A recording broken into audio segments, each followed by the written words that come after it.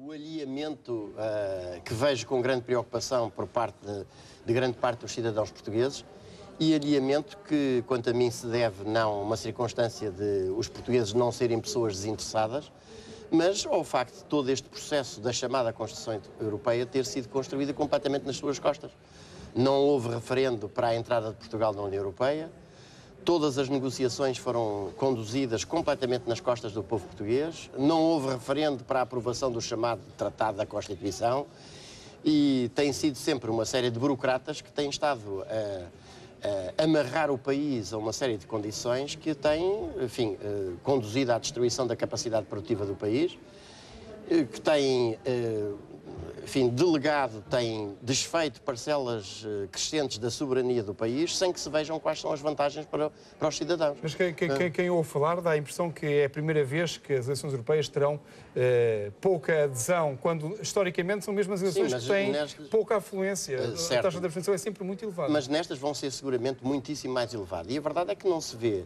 Nós temos aqui um processo que é um processo que tem de ser dito que é um processo de verdadeira traição aos interesses nacionais. Aliás, o Sr. Procurador-Geral da República, que passa a vida a instaurar inquéritos sobre isto e aquilo outro, até já devia ter instaurado um inquérito para averiguar o que é que move os dirigentes políticos que, de facto, celebraram acordos que são acordos completamente vende-pátrias na União Europeia. E de facto, os cidadãos, nestas eleições, ainda por cima se veem confrontados com a circunstância de não aparecer uma ideia. Qual vai ser a posição de Portugal na União Europeia? Que medidas é que vão ser defendidas? Que política é que vai ser prosseguida? Não vem defender uma única ideia. Portanto, trata-se de continuar um processo que conduziu o país à situação em que ele hoje se encontra, que é um país sem capacidade produtiva própria, que tem mais algumas autoestradas pela qual circulam de Portugal para fora enfim, melhor dizendo, da Europa para cá, os caminhões que trazem os produtos da Europa, mas que, do ponto de vista da agricultura, da pesca, de facto não têm neste momento nenhuma capacidade produtiva e que, por isso mesmo, e porque os cidadãos têm sido sempre tratados como coisas que não têm nada a dizer neste processo, naturalmente se desinteressam dele. E, portanto, é com grande preocupação que eu vejo, porque o que haveria que discutir neste momento é o que é preciso fazer para alterar o rumo dos acontecimentos. Vieram milhões e milhões de euros para Portugal, supostamente para modernizar, permitir reapetrechar e modernizar a nossa economia, e nós verificamos que esses milhões de euros que vieram para Portugal não serviram para esse desidrato, mas serviram antes, pelo contrário, para encerrar empresas, abater a nossa frota de pesca, portanto, destruir a nossa própria capacidade produtiva. Eu diria que esses milhões de euros são os 30 dinheiros da traição nacional. E, portanto, nestas circunstâncias, evidentemente que o povo português não se sente minimamente motivado para intervir num processo que tem sido sempre travado completamente nas suas costas. Eu acho que é preciso renegociar os tratados e os vínculos que temos neste momento na União Europeia, porque exatamente eles neste momento são um instrumento de dominação e de asfixiamento do país, mas não, de forma nenhuma, a minha posição é o isolacionismo. Agora, os países devem ser tratados em pé de igualdade e não nós sermos transformados numa colónia da União Europeia, que é o que não somos.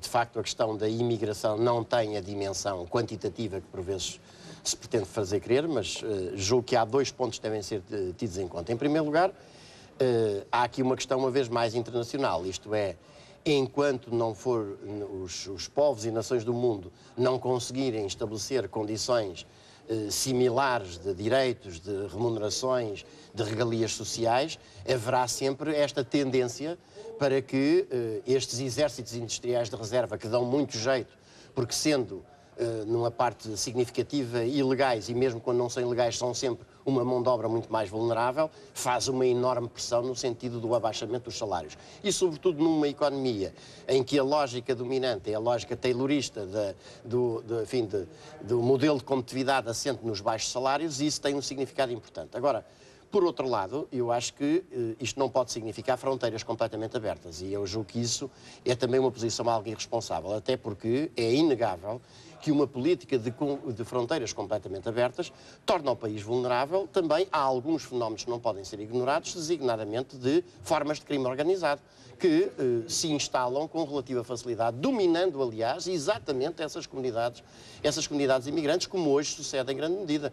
É preciso dizer que muitos desses trabalhadores imigrantes têm uma espécie de pagamento na fonte, de retenção na fonte, quem já tenha assistido em alguns pontos do país. Sim, quem já tenha assistido em alguns pontos do nosso país ao recebimento dos salários, por exemplo, num banco, assiste com relativa facilidade à cobrança dessa comissão.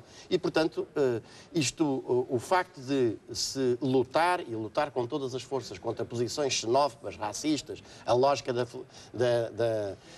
cidadela de Schengen, não quer dizer fronteiras completamente abertas numa altura em que nós não temos condições para praticar uma coisa desse tipo. Mr. Pereira, vamos à sua declaração final. Bom, a minha declaração final reporta-se a um ponto que é este episódio, enfim, burlesco, que seria para rir se não fosse de uma grande gravidade por aquilo que indicia, que é o apagão dos 15 mil desempregados. Quer dizer, nós já temos estatísticas que não são de todo em todo fiáveis em relação a coisa nenhuma, sobretudo àquelas que são desagradáveis ao Governo. Em matéria de desemprego, muito menos, visto que as estatísticas oficiais escamoteiam designadamente os trabalhadores que, por já não terem esperanças de voltar a entrar no mercado de trabalho, já não se voltam a inscrever nos centros de emprego. Escamoteiam aquelas pessoas que saltam fora dessas estatísticas porque têm um gancho ou porque frequentaram uma ação de formação durante uma semana, mas, de facto, este apagão dos 15 mil desempregados, para se aparecer bem na fotografia, numa altura em que o Presidente da República até apela ao Governo para que não trabalhe para as estatísticas, nós temos já não um Governo que trabalha para as estatísticas, mas um Governo que trabalha as estatísticas para falsear a realidade. É um exemplo absolutamente significativo do Governo que nós temos neste momento.